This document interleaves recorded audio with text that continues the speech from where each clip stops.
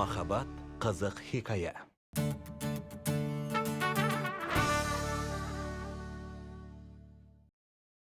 57-ші бөлім. Ай, Синан ай. Саған жай күйімді айтар бір жан табылса ғой шіркін. Бөлек жүрген әрбір сәтімізде бір-бірімізден алыстап барамыз. Біз алыстаған сайын сезіміміз сөніп барады. Сенің жоқтығың өмірімде кәдімгідей білініп жатыр. Жан, бер келпетші. Айырылысуға сен де төзе алмадың, әне. Біз бір бүтінге айналдық. Түсінемісің, Синан? Қазір жаным.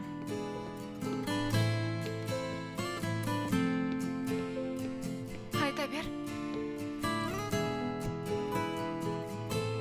Не істедің? Бülent, мені мына жерден тез алып кетші. Онсыз да қалуға құштар боп тұрғам жоқ. Көрдің ғой, тіпті рахмет айтуға да жарамады. Қане жүр кетейік.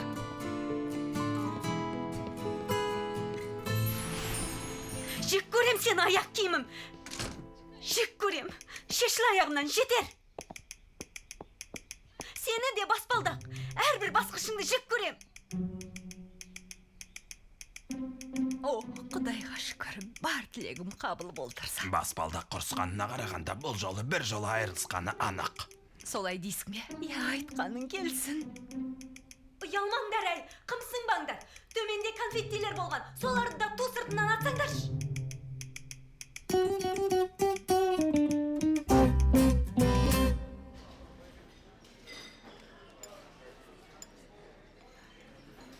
Бірдеңе болды ма? Бәленде ештеңе емес. Бірақ мен алтын жүрек сұрап едім. Алтын жүрек қой енді, түсінбедім. Негіз айтайын деген мынау еді. Мен мұнда жиі келіп тұрам. Алтын жүрек тәттісін жеуге. Бірақ бұл жол дәмі бұзылып кетіпті. Аспаздарыңыз ауысып кетпеді ме? Бір нәрсе жетіспейді. Қаласаңыз сізде дәмін көріңізші. Мына мүлде басқа. Түсіндім. Жарайды, қазір мен қолға алайын. Аспазымызға айтайын, сізге басқасына келейін. Жарайды, рахмет.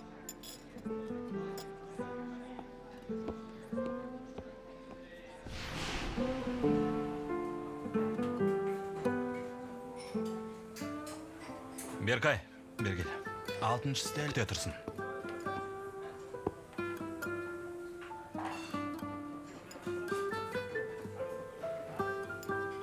Қалай?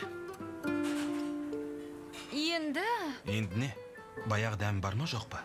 Енді не емес, бірақ... Жоқ, меніңше жақсы. Сол баяғы дәм. Серкан? Не ғой, мен түсте көп жеп қойғандықтан көңілімнен шықпағаны қалыпты нәрсе. Несі көңіліңнен шықпады? Бұрынғыдай емес. Клиенттің шағымданатын жөні бар сияқты. Жақ қойыңдаршы, бәрі тамаша. Бір аспаздың қолынан шыққан бір алтын жүрек қой. Я, ештеңе деген жоқпыз. Баяғы дәм, баяғы аспаз, тек бір зат жетіспейтін сияқты.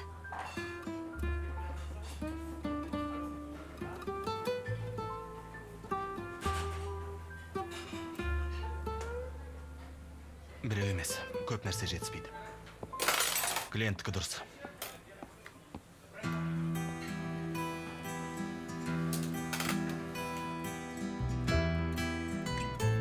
Алтын жүрек пен алтын жүректі аспаздың қайсысынан қайран қаларымызды білмей қалдық. Ай, жөнді жаза алмай, құр далбал салапты ғой. Адам түсінбейтін теңеулерді. Ал шаттаныңдар, қуаныңдар, енді біздің де мақтанышпен айтып тауыса алмайтын өз аспазымыз бар. Ай, қандай күлкілі. Керемет деп жазғаныңды біз қалжың шығар деп ойладық. Ішегіміз қатып отырып, ой, мұндайда күлдіргі әйелдер бар екен ау дейміз. Ал Синан бірден саған ғашық болады жаным, бірден. Қане көрейін. Ай, мынаның түрін қараш, мынаның түрін қараш. Шашы бұйра болғанға өзін кереметпін деп ойлады ғой. Шашын фенмен тегістесе, тәтеге айналып кететін өз білмейді ау. Құрсын, Синан саған қарайды деймісің?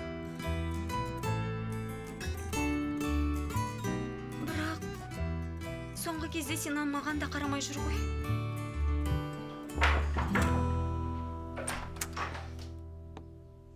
Пеленжан, қолың бос па, қызым?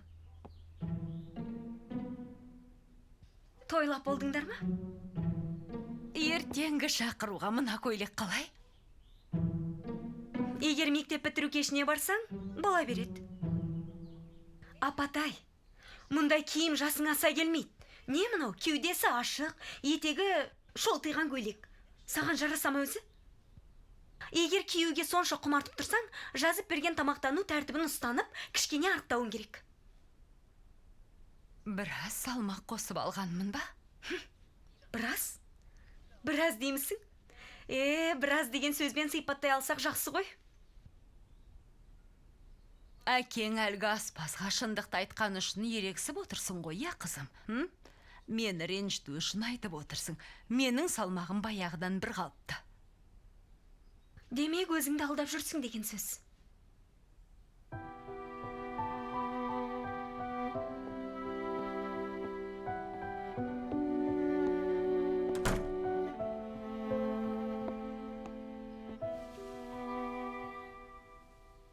Не бол, жаным, неге жабырқаулысың? Ырза маған жаным деме. Жас қыз құсатып мені желпіндіріп қоясың. Бірінші рет айтып жүргем жоқ қой. Айтпа енді, айтпа. Не деп ренжітіп қойды тағы? Бар үшін сенен алды ма? Біз ол үшін барымызды салып жүрсек. Жоқ, менің қолымнан келмейді. Түк келмейді, мен жақсы ана емеспін. Мен бір жерден қателесіп жүрмін. Алдымен толға, сосын мына аспаз. Қазір өзім сөйлесем.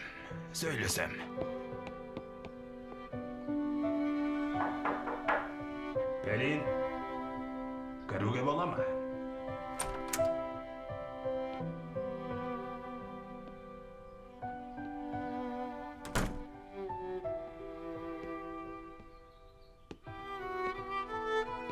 Қызым, мына түрің не, а? Не болды? Жас өспірім шағың баяғыда артта қалған. Сол кезде көрсетпеген құқайыңды қазір көрсетіп жатырсың ғой. Қарап тұрып, әдейі істеп жүр екем ғой сонда, я? Қарап тұрып, сенің кешегі айтқан сөзіңнің, істеген әрекетіңнің еш қатысы жоқ қой. Шырағым, апаң қазір төменде түртік болсаң жылағалы отыр. Мен де көп жыладым, әке. Мен де көп жыладым. Жылаудың қандай болатынын мен өте жақсы білем. Жақсы көретін жандарының ренжіткені, сезімдеріңді аяққа таптағаны қандай болатынын мен өте жақсы білем. Жарайды, сеніңсің мен де. Түсіндім. Бірақ өкінбеймін. Өйткені мен дұрыс істедім. Қазір де тап солай істер едім. Тек бір үйде жүріп, әке шешеңмен ренжісуге болмайды. Мұны бір жақты етеміз. Бұл жағдайды шешеміз. Шешеміз. Шешімім бар, әке. Ол шешім сендердің бұл үйден кеткендерің. Мен енді сендермен бақытты емеспін, әке. Титтейді.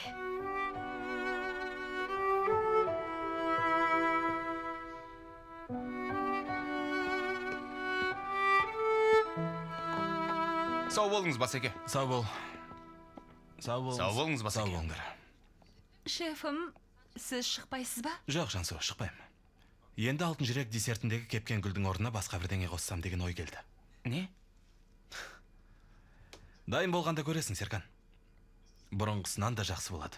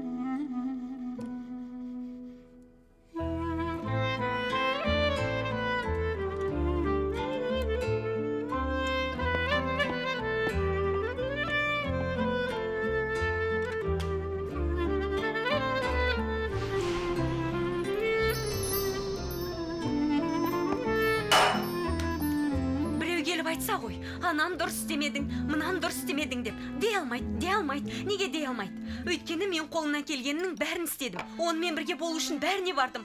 Аянған жоқпын. Бақытты болуға барымды салдым. Екеуміз бақытты болайық дедім. Ақыры не болды?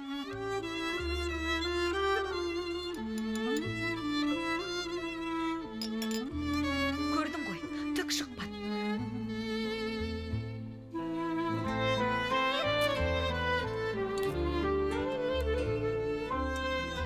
Біз бақытты бола алмаймыз. Мырзамыздың қырсықтығынан бақытты бола алмай жүрміз. Бәрібір біздің бақытты болғанымызды ешкім қаламайды.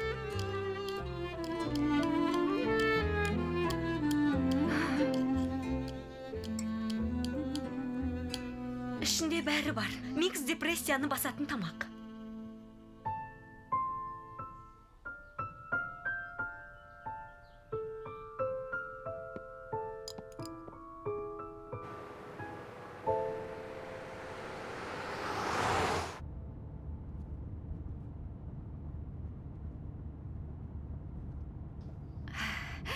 Бакты толтырып алыпсың ғой.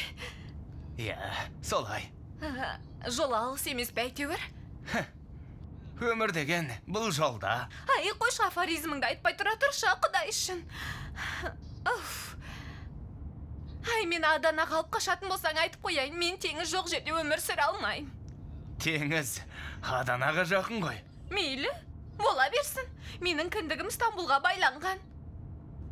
Қазір бір сәтті қуаныштан шаттанармын, қобалжып бақытты болармын, бірақ кейін сені ренжітіп жүрмейін. Шын айтам, бара алмайым. Құдай ақы, бара алмайым. Сен алдымен салаңа түсші. Мен сені қатерлі жолға алып шығады деймізің жаным ау. Сен Зүбаға сенім арт. Керек болса, алысты жақын қылам саған.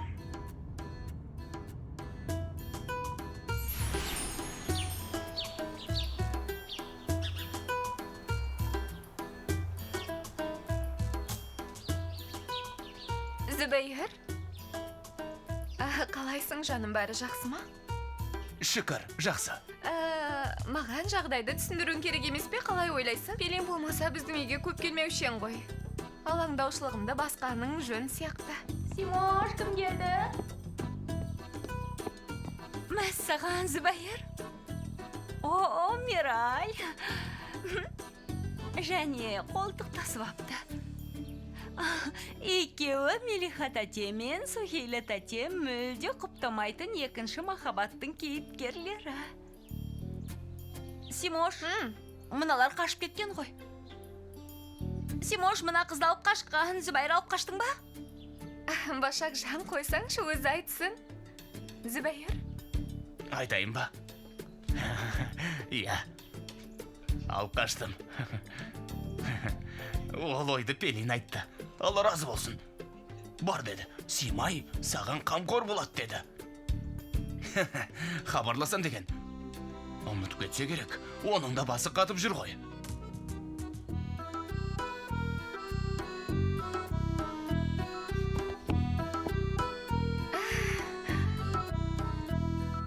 Шамалы басым айналып кетті ғой деймін. Жоға, жаным, бас айналатындай ештеңе жоқ. Сендерде бір қонақ бөлме бар екен ғой. Сол жерде 2 бөлек төсек бар көрінеді. Өзі солай деді. Әлде айтқан жоқ па? Әй, Зүбәйір, сен мені алдадың ба? Жоға? Симош, қазір саған қысқаша түсіндірейін. Бұлар сенен көмекпен жатар орын сұрап тұр. Жоқ, мен оны түсіндім ғой. Нені түсінбедің? Өзім түсіндірейін. Жарайды, кіріңдер. Босағада тұрып қалдыңдар ғой, үйге кіріңдер.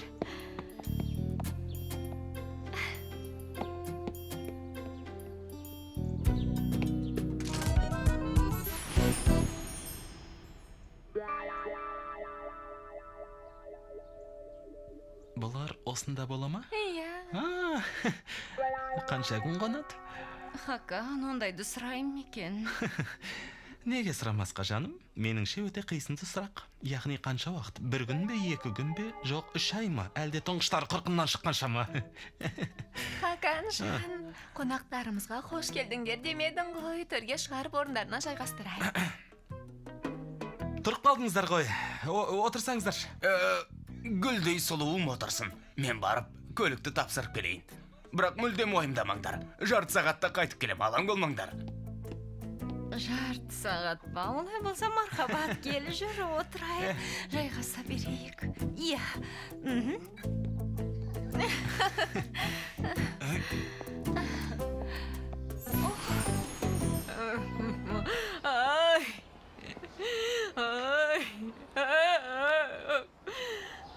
Назым әлиді жаңа ғана ұйықтатып едік. Хафиза, құлың болайын, қойшы енді. Бүйтіп жылай беретін болсаң, өзің ауырып қаласың. Ешкімнің ештеңесі кетпейді, айтып қояйын. Осыдан келмей көрсін, үйге келмей көрсін. Полиция, жандарм, барлау қызметі бәріне хабар берем.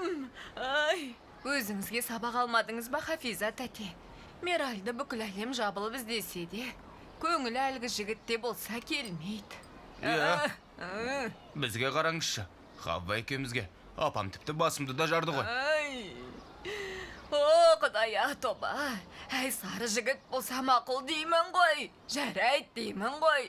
Не ақшасы жоқ, не адам сияқты түрі жоқ. Қай жеріне қызығып ана сақалдымен қашып кетті. Ой Аллам, ой баяу.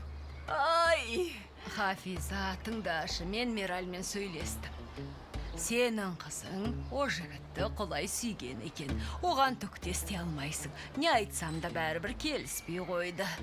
Сенің ендігі міндетің оларды кешіру, бауырыңа басу ғана. Осыны түсінші енді, Көп білгіш болсаң беліңді алда. Ақ боз атқа мінгіз. Ақ көйлек ақ желегімен. Бері қара. Бол Зүбәйір деген жігіт сенің қызыңа жамандық жасады ма, Сенің қызыңды жұмысынан айырып, өмірін өзгертіп, жанын қинап өлтіре жаздады ма? Иә, өйтпеді ме? Онда жағдай өзгереді. Тұрмыстық техника сататын Экрем алғалы жүрет соған берушем ғой. Қызым Экремнен айырды, мені кестетігетін бөлмемнен айырды. Онда қиын болған екен.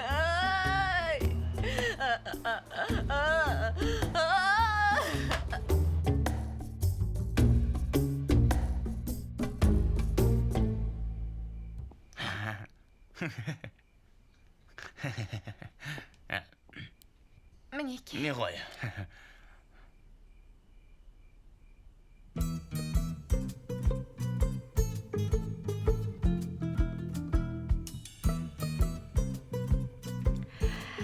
Мен біреудің кигенін кимейтінем. Иә, мен де бір ессіз болдым ғой, бәріне бір пижаманы бере беретін.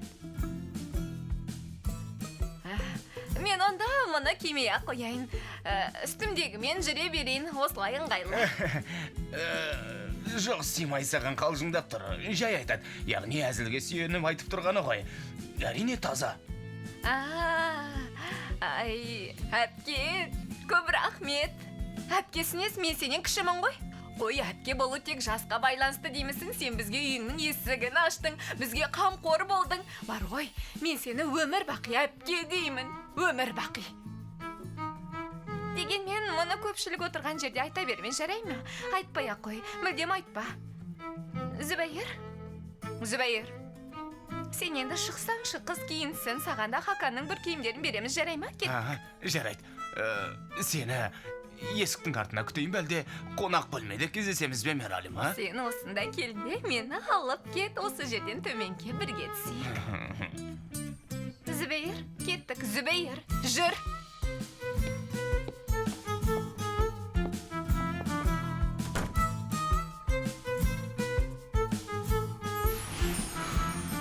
Жарайды, бір жағынан оларға да обал, бір жағынан бізге де обал.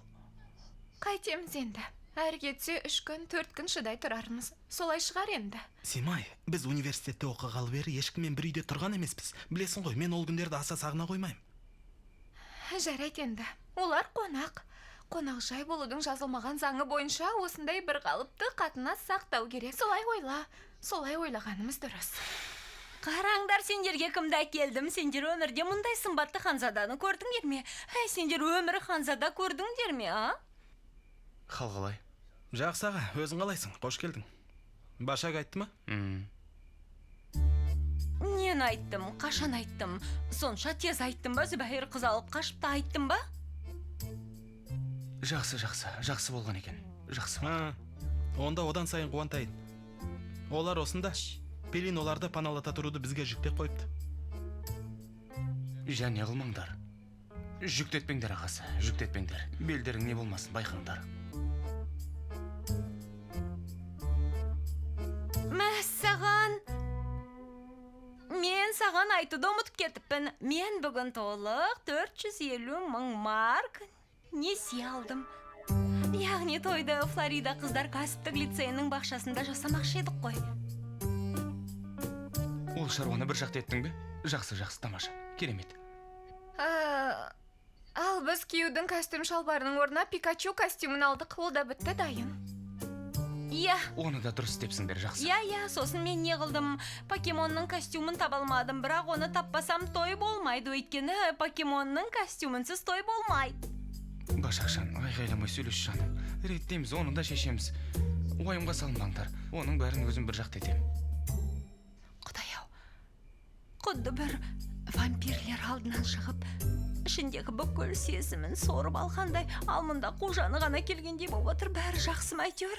Башак, Синанмен татуласпаса, онда сен Бюлентті ұмыт, ол болмайды. Бәрі бітті.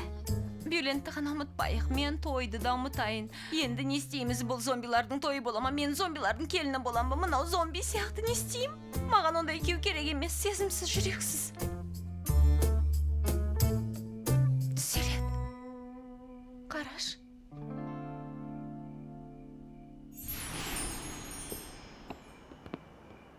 Жігітім, сыртқа шыққанымыз дұрыс болды. Ағасы, үйде отырсаң тіпті жаман боласың. Рас айтам, мына Синаның мінезі жаныма қатты батты. Жарайды, досым, қош.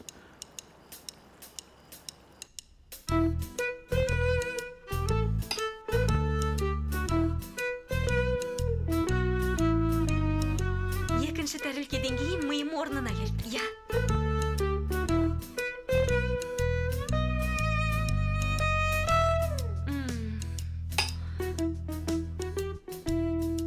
Шоколад. Бақыт гормонын бөлет деген рас екен. Я, бұлайша жүрегім қанжылап отырса да, екі езуім екі құлағымда.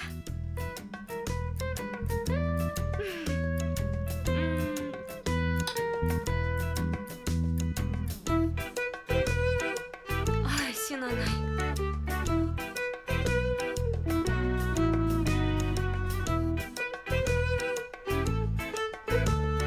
Құлпын-ай. Башак қалжыңдап отырсың ба? Олай істемеген шығарсың. Менің қалжыңдайтын жөнім бар ма? Және сен ойлайсың ғой, Пелиннің, Бюленттің қылықтары сені ғана қызықтырады, саған ғана әсер етеді деп. Түкте олай емес, сенен басқа да Жоқ, адамдар Башак, бар. бұл біздің арамызда болған жағдай. Сен неге бұған араласып отырсың? Өйткені мен осы кезге дейін екеуіңе де өтірік айтқан жоқпын. Пелинге де, Бюлентке де, түсіндің бе? Қып-қызыл дау туатынын біле тұра айтпадым. Әрі мен не білді, білесің бе, Синан? Бүгін саған істеген адам ертең бәрімізге де істейді. Болды, Башак, бітті. өтірік айтып жамандық жасаған жоқ қой.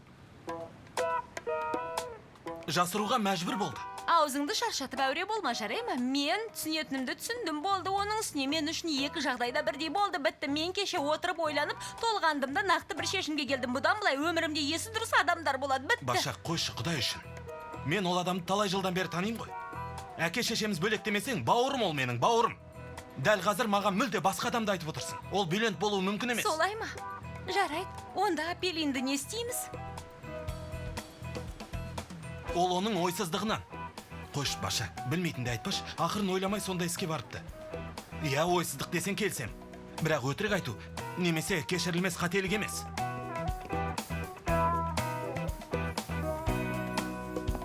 Мәссаған, не болып жатыр? Синан, жан, не болушы еді? Бәріміз бірге көреміз, енді әке шешесі ғана бөлек бауырлар. Бұл шаруа бітті.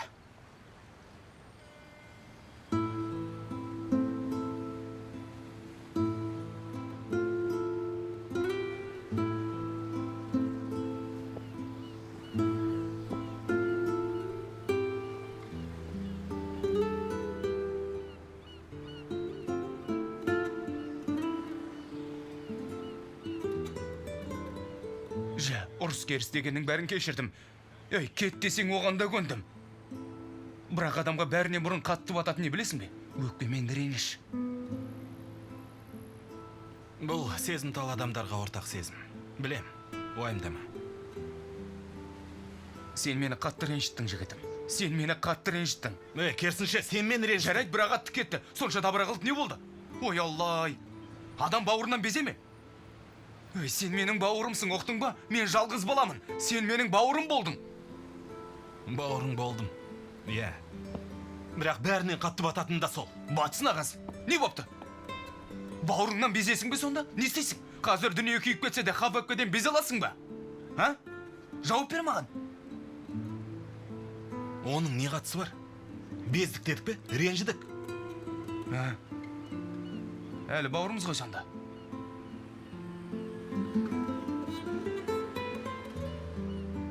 Бауырымыз әрине. Не деп ойладың?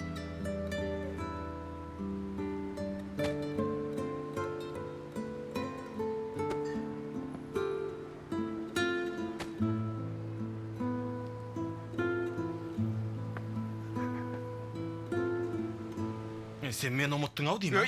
Бер кел бер. Мұның не? Ұмыттың ғой деймін. Ақырын, қолайым ғой. Көптен бері жөнге салмап едім сен. Бер кел ғаны. Бер кел. Сен ан.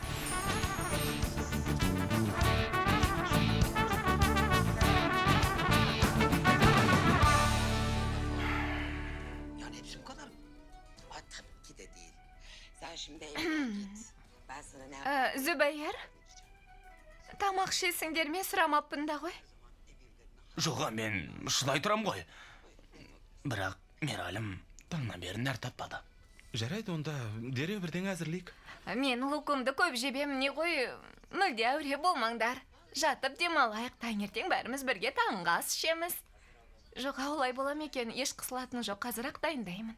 Әпке, не ғой, маған ас үйдің қай жақта екенін көрсет. Мен тез арада жеңіл желпі бірдеңе әзірлеп жіберейін. Я әйтпесе менің де көңілім тынышталар емес. Я, мына жақта ғой, бола ма? Ой, неге болмасын, жаным, солай ғой, ағасы. Бірақ не ғой, тоңазытқышта көп азық жоқ, негізі азық түлікке ертең бармақ шек. Ештен етпейді, ештен етпейді. Олай болса, отыра берейік, я.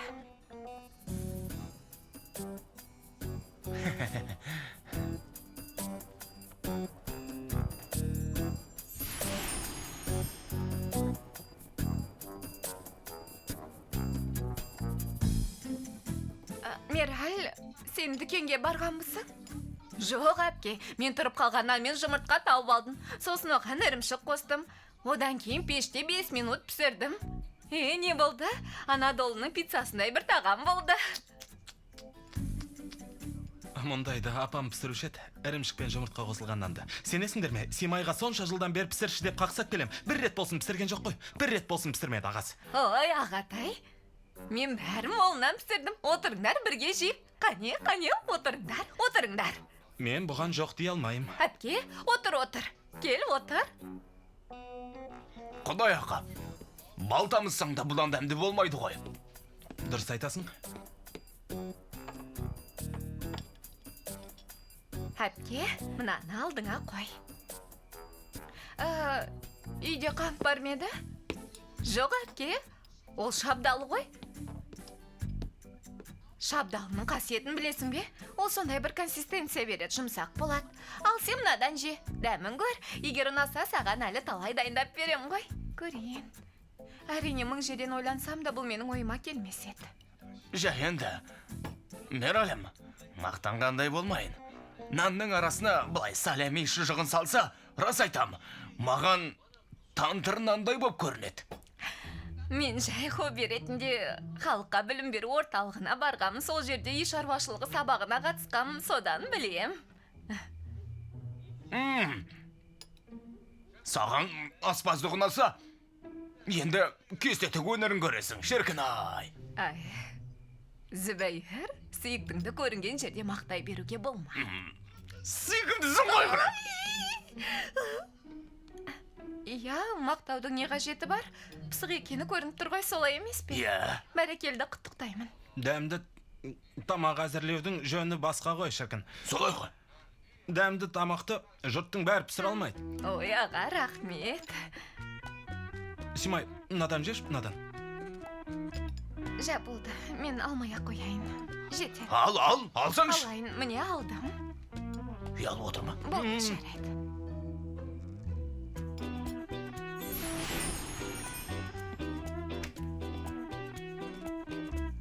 Ой, Алла. Стақандарды мұнда кім қойған? Мәссаған.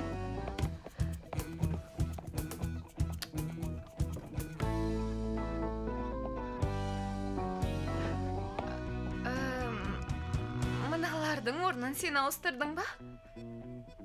Ренжіп қалдың ба? Жоға, енді ренжімеймін ғой. Жақсы, онда әпке қараш, менің естігенімді білесің бе? Мына пышақтар мен шанышқыларды бірінші тартпаға салып қойдым. Келген қонақ бәрін шашпай бірден тауып алсын деді. Неге дейсің ғой, әпке? Өйткені олар солай үйренген пульттің түймесі сияқты. Сосын бар ғой, кастрөлдер мен табалардың орнын ауыстырдым. Теріс ойлап қалмайын да. Ол жерде қол сүртетін орамалдар бар еді ғой. Тамақ пісіріп жатқанда май шашырайтын болса, сосын тазалап жу бәлек боп жүрмейік дедім. Түсінем. Бірақ менің де бұл жерде өз тәртібім бар еді. Әпке, мен енді өз көзіммен көрдім. Сенің тәртіп дегенің аса тәртіпті емес екен. Мұны жанашырың ретінде айтып тұрмын, білсін деп.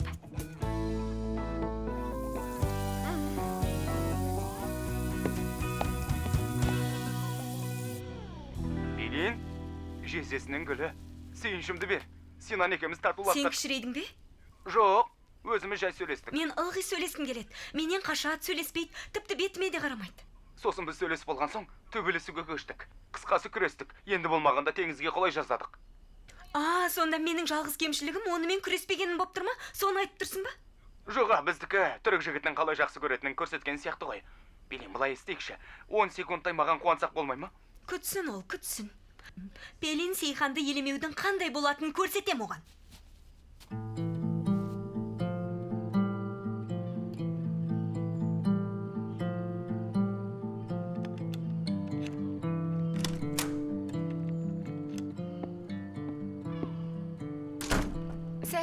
Сәлем. Қараш, мен не істедім? Қолыңды жайдың ба? Шынымен тамаша әзіл. Қойш, менен қашан нашар әзілеспедің?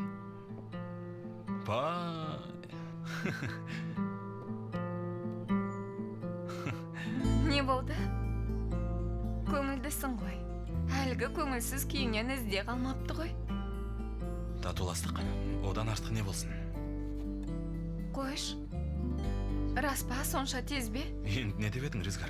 Ол менің бауырым ғой. Тіпті біраз уақыт ренжісіп жүрдік, Бюлент екенбіз. Тек Бюлентпен татуластың ба? Жарайды, турасын сұрайын. Пелемен де татуластың ба? Не ғой? Көңілім орнына түскен кезде мұндай жағымсыз әңгімені қозғаудың не қажеті бар? Жарайды, жаным, қайдан білейін, сен енді былай көңілді болғанға жай білейін деген. Араласпашы, Ризгар. Жарама тұз сеппе. Жарайды. Қойдым, ештеңе айтпайым. Жар, саған бірдеңе көрсетем. Ризгар, тоқта.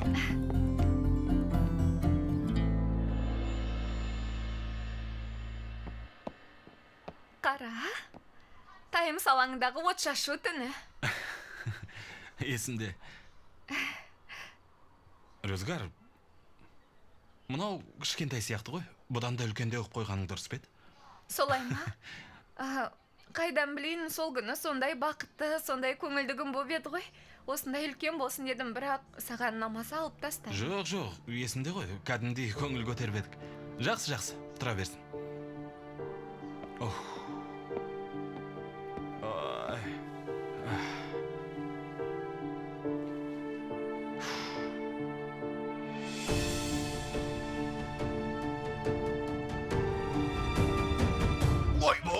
Мынасы не сенді?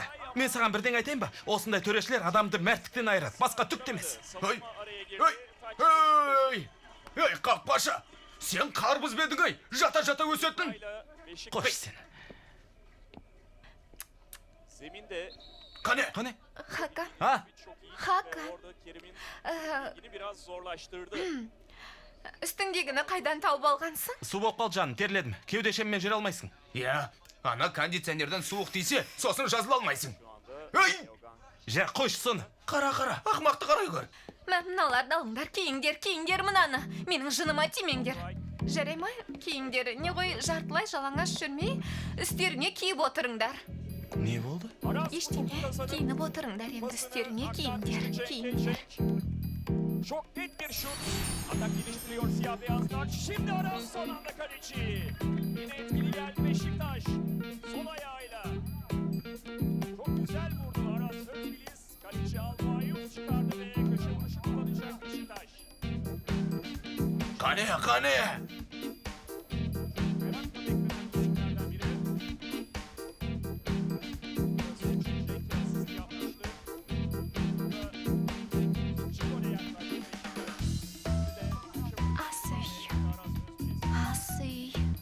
Asıyge. Мен қазір келем.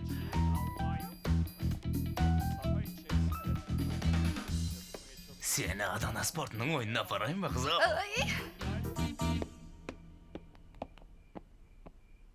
Айта ғой, Хакан. Айт, жаным, айт. Мен не істейін сені? Не қылайын сүйкімді күйеуім менің не істе дейсің? Үйден қуып шығайын ба? Не істейін, Хакан? Не істегенімді қалайсың? Айтсаңшы енді. Жаным, тұра тұршы. Үйге өзің кіргізесің де маған ашуланасың. Не болып жатыр? Ай, сен неге оларға ересің? Неге ересің, а? Онда тұрған не бар? Ол қыз тамақ әзірлепті, жедік. Сосын терледім де кеудешемді шешіп тастадым. Алмашқа Зүбенің өзі дөп келді. Сен неге сонша ашуланасың, түсінбедім. О, Алла, Зубо деді ақылынан адасатын шығармын, алжып кететін шығармын, шын. Жә, ренжіме, Симай. Бұл адамдар маған жыл шырай танытқан кезде сен жақтырмайды екен деп оларды ренжіте алмаймын. Болды, үйтіп тым артып кетпейік. Жетер. Қызық өзі.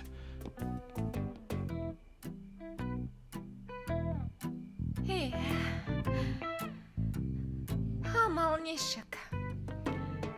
Өздерің тілеп алдыңдар. Менің басқа амалым жоқ.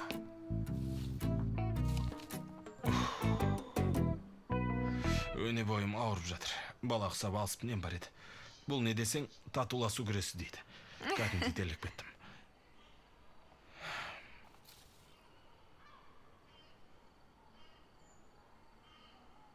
Беш қане? Носамер ме? Әзілдеп отырсың ба? Жоқ, сол күні Эдди болды, Розен болды, сосын екеуміз болдық. Кімнің туған күніне барып едік сонда? Кімнің туған күнінде есімізден танғанша ішіп едік. Самердің ғой. Иә, саған сол түні сезімін білдіріп еді ғой. Қош, рас па? Мен не дедім? Үйдің кілті сенде ме, Рюзгар? Мазақ қып отырсың ғой. Және түрікше айттың. Қыз бар ғой, қорыққаннан ештеңе сұрай алмады, о балай байғысы иығы салбырап кетті. Не дейін енді? Талғамыма сай емес еді. Басқа дәлел айтпаймын, сот мырза.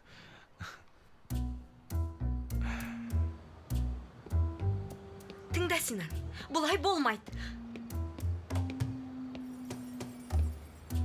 Жоқ, олай бастасаң, яғни ашу үстінде барсаң, жағдайды мүлдем шеше алмайсың. Бұлай.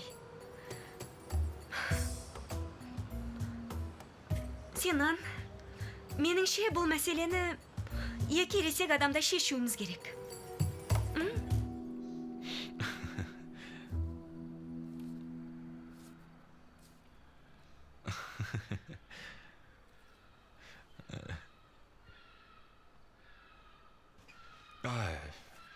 Айыпқа берма, мен де орныңа жатып алыппын ғой.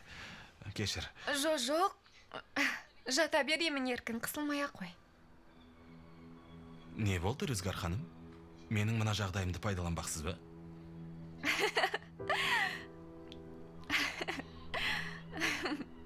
Сонша күлкілі емес еді. Оны қойш, есіме түсіп кетті. Бізге қонақ үй деп берген мұзда ейше.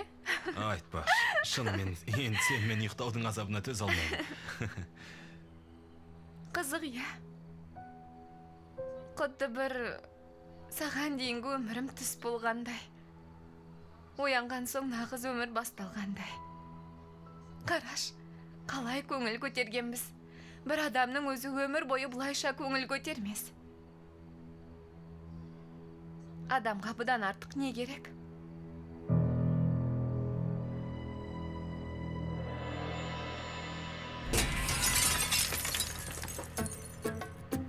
Шық бері, Синан! Шық дедім саған!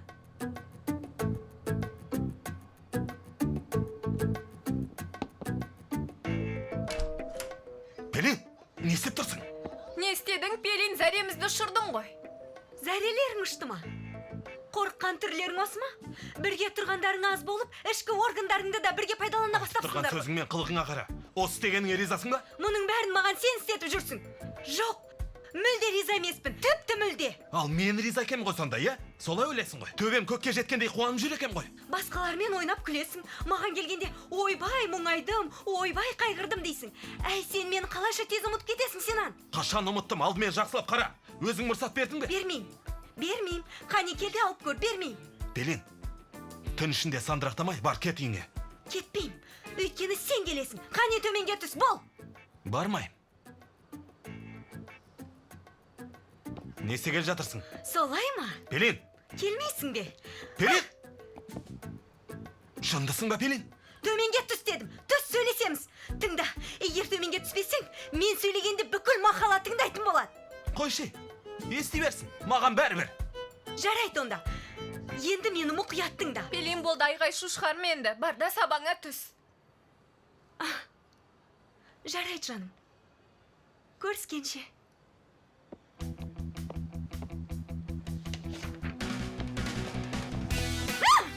Пелин! Пелин, тұра. Сол жерде, тоқта, тапжылмай тұр. Тұр солай, ақыр тілегенің сол екен, қазір түсем.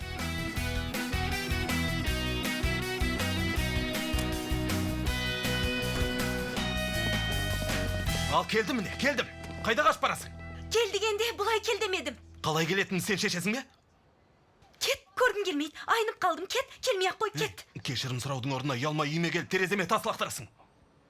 Кешірім сұрауға мұрша бердің бе? Тыңдадың ба?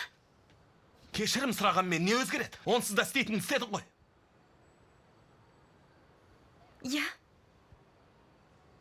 Істедім. Саған ғашық болдым. Синан, сенің жаныңды не ауыртса, дәл соны мен де сезіндім. Талай күн ойландым. Рестораннан айырылып қалса не істейді? Ақылынан адаса ма, қашып кете ме, не болады дедім.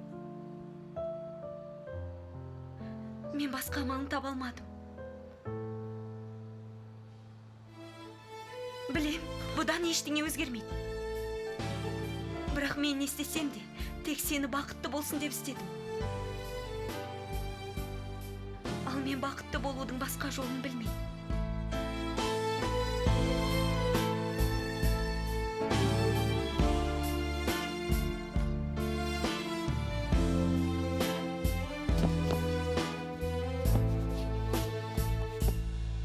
Bir garip hüzün çöker insana, el ayak çekilince tek başına kalırsın. 57 бөлімнің соңы. Фильмді қазақ тіліне аударған 7 арна, 2024 жыл.